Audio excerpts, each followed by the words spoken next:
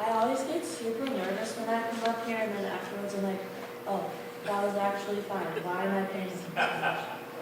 Okay. This is one. There we go. Not huge. This is a poem I wrote. That's, of course, I have a story. I wrote it. What is this? I don't know.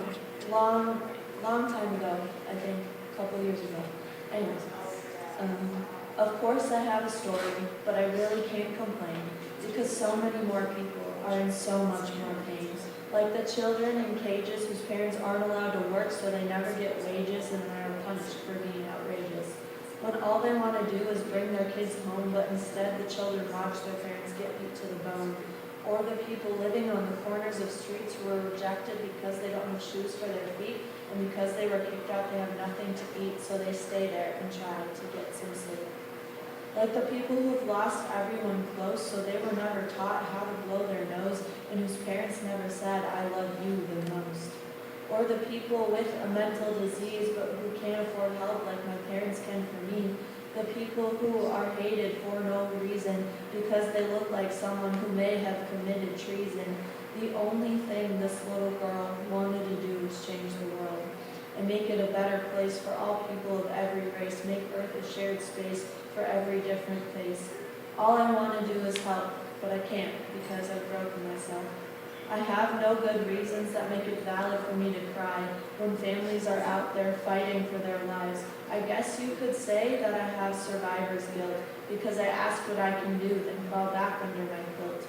Even though no wars are my fault, I can't stop feeling like there could have been different results if instead of standing by, I told them all to halt. Every time I see a sad image like a war zone or a starving village, I feel bad and I'm ashamed of my privilege. Of course I have a story, but I really can't complain because so many more people are in so much more pain.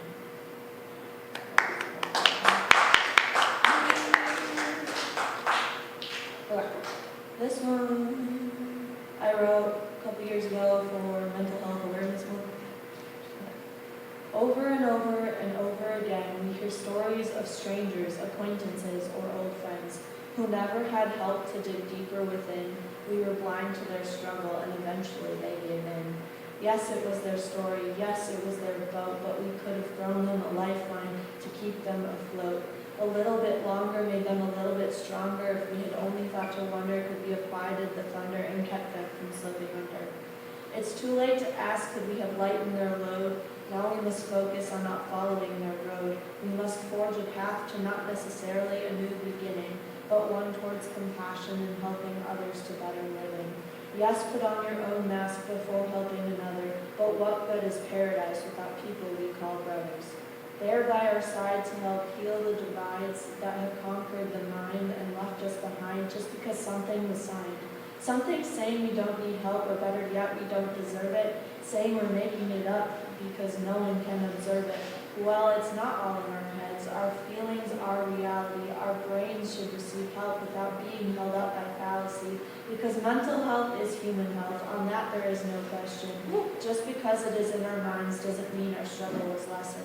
So whatever shatters your cocoon, be it a rock or a typhoon, there is always someone who will listen and be your guide through whatever it is that burdens you.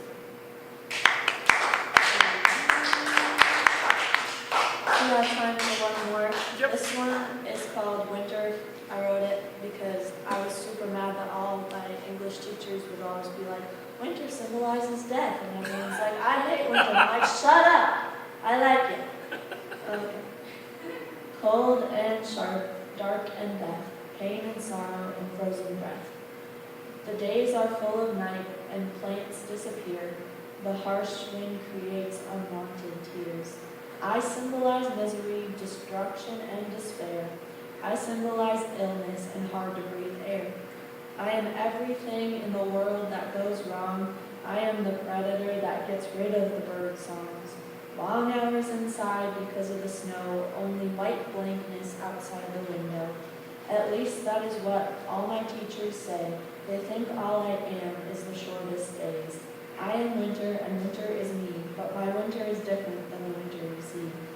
They see a dark desert of endless barren land. I see more time to look at stars from anywhere They think ice means injuries and it means getting hurt, but we use ice to heal pain. It's a free remedy from Mother Earth.